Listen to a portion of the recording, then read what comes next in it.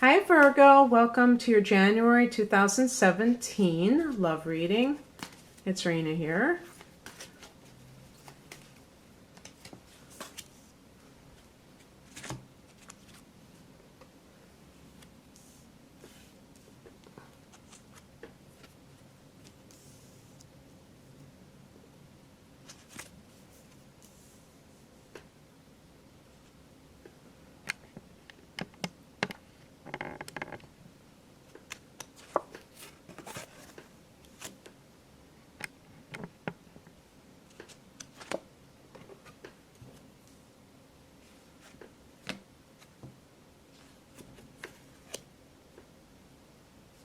Okay, so you got a lot of major arcana cards. Well, three out of 7 is a lot, I guess.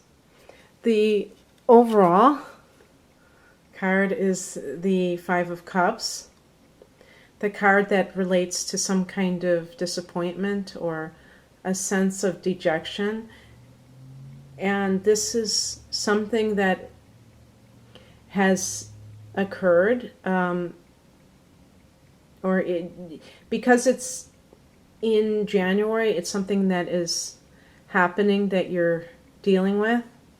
Now, it could be something where you're only seeing a negative side of something. Maybe there is like a silver lining and you're only seeing the part that feels, less than happy.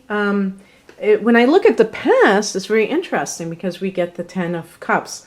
The contrast couldn't be any more different. The 10 of Cups is a card that can connect romantically with marriage and, celebrating something. It can be a family situation. So because the period of time is right after the holidays, it could be that something happened at a family gathering, or the 10 of Cups could be a wedding. So if you have attended a wedding, or maybe this has to do with your wedding. Maybe you got married recently, because the card on the top left is the 10 of Cups is representing the not too distant past. And so, I guess it's possible that some people got married recently and they're already unhappy. They feel disappointed in what happened. And so it seems to me that there could have been, maybe it was misrepresentation. Maybe you thought you knew the person and you didn't know them. The card that is coming in at this time is the Strength card. So it either is that, whatever is happening, you're able to weather the storm, or it could be dealing with a Leo person. It could also be that a Leo person is there in that position of support for you. You could have been dealing with a water sign. So that would be either a Pisces, Scorpio, or a Cancer individual. However, there is a card that represents the sign of Capricorn in the Devil card. And this is the higher message. But I feel like rather than necessarily a Capricorn, because this is a message that's a spiritual lesson in all of this, I would say that it has to do with addiction and materialism. So if you married for the wrong reasons, then this would be kind of showing you that. Maybe you got married and you kind of got carried away with all of the external stuff, and then you were left with the day-to-day matters, and you realized that there was a lot lacking in this relationship. To tell you the truth too, it could also be with the 10 of Cups that somebody got married. Somebody that you were in love with got married to somebody else. That could be it too, and you find out about it because we have a Mercury retrograde, and you're ruled by Mercury, so you may be more affected by it than maybe some of the other signs, except for maybe Gemini, which is also ruled by Mercury. But That will be in effect officially until January 8th, and then there's still that shadow period that lasts even longer. I can't remember the exact date when that ends. But in any case, you may hear back from somebody in your past and find out, that somebody that maybe you were hoping that you would get reunited with, or that you would hook up with, maybe not somebody that you have even been with for a long time, but somebody that maybe you were once in love with got married to somebody else. And that has kind of put you into that situation. But the higher message is that maybe you chose for the wrong reasons. That's always a possibility too. Maybe you had this other person. I think I was talking about this with another sign. This idea of marrying for money versus marrying for love. And, what happens when you marry for the wrong reasons. And, people have different reasons for getting married. Some people, really feel like they have to be pragmatic, and they do things for maybe reasons that they shouldn't necessarily do, but it happens. The Devil card is telling you that there's some kind of compulsion or obsessive quality that is contributing to your unhappiness or, disharmony, whatever that situation may be. Because of the top two cards, on the left, you see that there is such a contrast between the now and the then. So it makes me think in some cases that this is your relationship. And maybe you became disillusioned because you realized that it was a faulty premise, the relationship.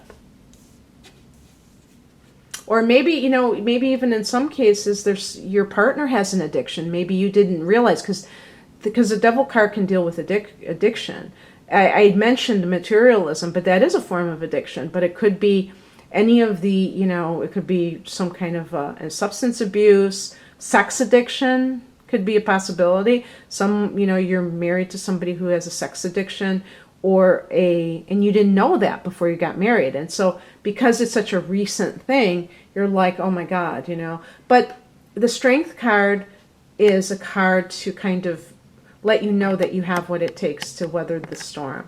What is crossing you is the Eight of Pentacles. In this context, there could be two possibilities. That one or both of you are working too hard to be able to really maybe resurrect the relationship, or maybe there's some kind of a challenge that, it's an obstacle. This is an obstacle card. This does not mean that it is totally undoable. It just means that is your challenge, is to deal with any kind of excessive work on either of your parts or both of your parts. But it could be too showing that you're working too hard at this. When one person is trying to make something work and the other person is not committed to it, it's imbalanced. Sure, if you find out that somebody has an addiction and you're trying to get them help, obviously you're going to put in more effort into it than they are, because they may not want to quit. So it's not about that, but then eventually you have to make a decision if you're willing to, how much time you're willing to invest in something where it's one-sided. And that's kind of like what I am getting at when I talk about working too hard. Also, just in general, if you have to work too hard at anything, are you trying to, impose your will on the universe? Are you not going with the flow enough? And sometimes people get in, especially when they feel out of control, they get really controlling, and that is like the exact worst thing you can do. I mean, that's just my opinion, but it seems that that's when people really, crank it up and try to be even more forceful about the outcome, and they find that they can't do it. And if it is like an actual substance abuse issue, or a related compulsive behavior on the part of somebody else, this can particularly be frustrating because then the other person resists, and then you're faced with trying to get someone to do something they don't want to do. And it's actually a very, I think it's a very sad situation when people are aware of somebody else's problem in this area, because you may love the person, they may love you, but the addiction gets in the way of the relationship. The advice is the Seven of Cups. And this is almost like a card that I associate with addiction, but it's deception. This is a card of deception because, first of all, when you have the cups, and I think I'm trying to remember if the Seven of Cups was ever associated with addiction. I know it's associated with, that it can be associated with excessive daydreaming, or, maybe like seeing things the way you want to, not as they really are. So it's probably asking you not to get bamboozled about the situation, because I think that the Seven of Cups in this context, if you're dealing with somebody particularly who is having some problem that you have discovered after the fact, after getting married, or the equivalent, that you've moved in together, whatever that big moment is, that you do not believe somebody else's lies because it's easier than accepting the fact. It can mean that you have choices at your disposal, but you have to choose wisely. Because if you're in a situation now, I'm going off on this tangent about addiction because of the Devil card, but for any situation where you're in a relationship that is not all that it was cracked up to be, and you're trying to decide what's your next move, be careful about, you may get an offer, and that could be just about anything. I mean, whether it's another person that promises to save you from the situation, or if you just think that the person makes, your spouse, your partner makes these false promises, or I shouldn't say that they're false, but makes promises, and you want to believe it more than anything else, you have to make sure that you are betting on the right horse, because you could get, sink even further into some kind of an ensnarement, with somebody who is conning you, conning themselves, not living up to what they claimed to be about. And the best thing, about the Seven of Cups is, I think, the spiritual connotation, which is probably, I would say a good advice is to meditate. And it's funny because the outcome is actual a card of like contemplation and going within and seeing the light. He's holding the lantern, he's holding the lamp. And you see that in that lamp is the star. And so if you think about the star card in the Major Arcana, number 17, and what that card represents hope, and so for people, it's just like the Strength card. It's like saying, hang in there.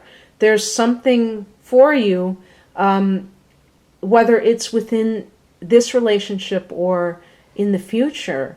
If you're going through tough times, don't ever give up hope that they will change. This too shall pass, as they say.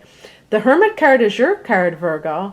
So, this is something that you naturally, some Virgos are very comfortable being alone. And for some of you, maybe it means that you separate and that you go by yourself so that you can, get a clear head and get away from, the lying or the, whatever that deception is. Or maybe you just kind of withdraw in your own way, so that you don't get too caught up in another person's drama. But It's a very interesting spread because that first card kind of set the tone. Obviously, Virgo, this is a general reading. It's not going to apply to all of you. Some of you may be more like the Ten of Cups than the Five of Cups. But then again, if you are more like the Ten of Cups, then there's really no reason to watch something like this because you have a great relationship. Love readings, at least my love readings, are for people that need guidance, not for people who already have it made. So if you'd like a personal reading, and that I can kind of pinpoint more, especially if I have your time of birth, I can pinpoint more of, kind of maybe patterns and stuff like that. Just click on the link below, and it'll take you to my website. Otherwise, have a great month of January. Bye.